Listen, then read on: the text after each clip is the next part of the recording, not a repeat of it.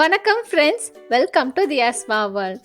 இன்னைக்கு ஒரு சூப்பரான பிரேக்ஃபாஸ்ட் ரெசிபி ரவா கிச்சடி எப்படி பண்ணலாங்கிறதாங்க பார்க்க போகிறோம்.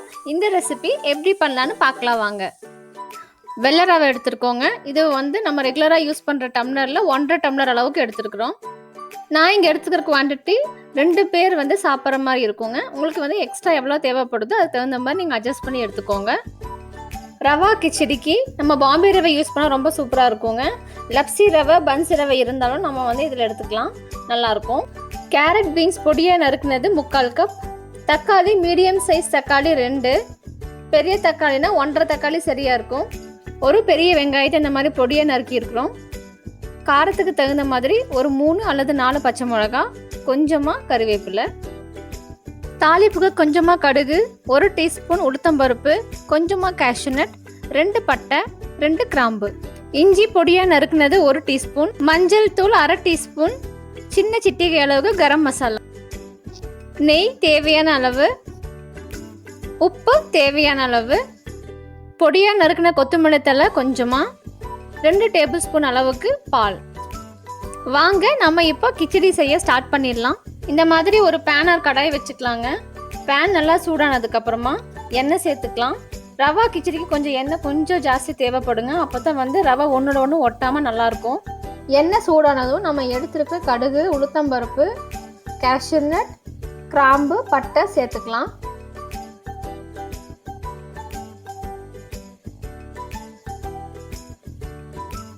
கடுகு நல்லா பொரிஞ்சதும் நறுக்கி வச்சிருக்கிற வெங்காயம், பச்சை மிளகா, கருவேப்பிலை சேர்த்து வணக்கிக்கலாம்.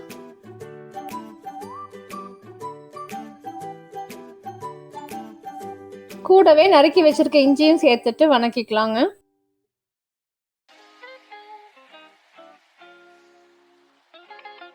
வெங்காயம் நல்லா வணங்கினதுக்கு அப்புறமா நறுக்கி வச்சிருக்கிற தக்காளி சேர்த்துட்டு வணக்கிக்கலாங்க. தக்காளி கொஞ்சம் நல்லா வணங்கினதுக்கு அப்புறமா நறுக்கி வச்சிருக்க கேரட் பீன்ஸ் சேர்த்துக்கலாம்.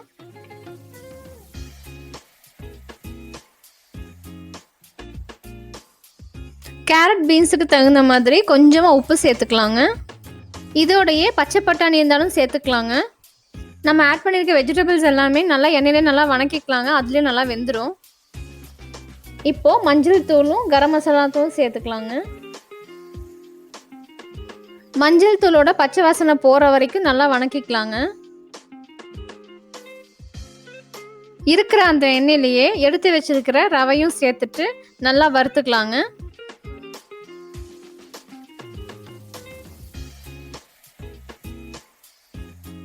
இதை சிம்ல வச்சு 2 நிமிஷம் நல்லா வறுத்துக்கலாங்க. ரவை சேர்த்து 2 நிமிஷம் நல்லா வணக்கியாச்சுங்க. பாருங்க, நல்லா வணங்கிடுச்சு. இப்போ தண்ணி சேர்த்துக்கலாம். நம்ம 1 கப் அளவுக்கு ரவை சேர்த்துருக்கோங்க. அந்த 1 கப் ரவைக்கு 3 கப் அளவுக்கு தண்ணி சரியாக இருக்கும். தண்ணியை பக்கத்தில் ஒரு பாத்திரத்தில் கொதிக்க வச்சு அந்த தண்ணியை நம்ம சேர்த்துக்கலாம்.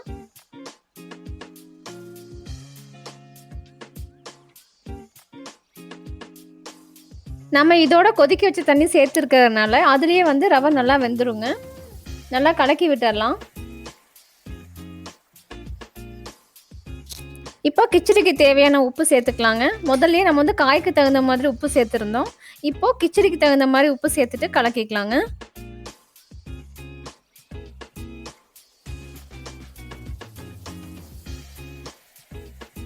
இதோடையே நம்ம எடுத்து வச்சிருக்க 2 டேபிள் ஸ்பூன் காய்ச்சின பால் சேர்த்துட்டு கலந்துக்கலாங்க. நம்ம ரவா கிச்சடியோட சீக்ரெட் இன்க்ரீடியன்ட்டே இந்த பால் தாங்க. இந்த பால் சேர்த்ததும் ரொம்ப டேஸ்டாக இருக்கும்.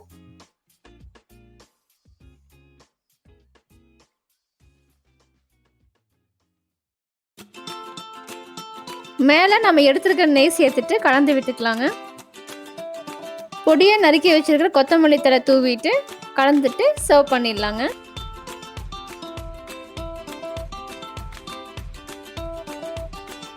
அவ்வளோதாங்க, கிச்சடி தயாராகிடுச்சு. மேலே ஒரு லிட்டு போட்டு க்ளோஸ் பண்ணிவிட்டு ஒரு 5 மினிட்ஸ் அப்படியே விட்டுட்டு அதுக்கப்புறமா சர்வ் பண்ணிடலாங்க. சூப்பரான breakfast recipe rava khichdi ready ஆகிடுச்சுங்க. நீங்கள் ட்ரை பண்ணி பாருங்கள். ட்ரை பண்ணிவிட்டு உங்கள் கமெண்ட்ஸ் என்னங்கிறது இங்கே கீழே வர கமெண்ட் செக்ஷனில் சொல்லுங்கள். நாங்கள் போடுற எஃபோர்ட் அண்ட் வீடியோ உங்களை ரீச் பண்ணுறதுக்கு மறக்காமல் நம்ம சேனலை சப்ஸ்கிரைப் பண்ணுங்கள். கீழே இருக்க பெல் ஐக்கானை கிளிக் பண்ணுங்கள். இந்த வீடியோவை உங்கள் ஃப்ரெண்ட்ஸ், ஃபேமிலி அண்ட் ரிலேட்டிவ்ஸ் கூட ஷேர் பண்ணுங்கள். தேங்க்யூ.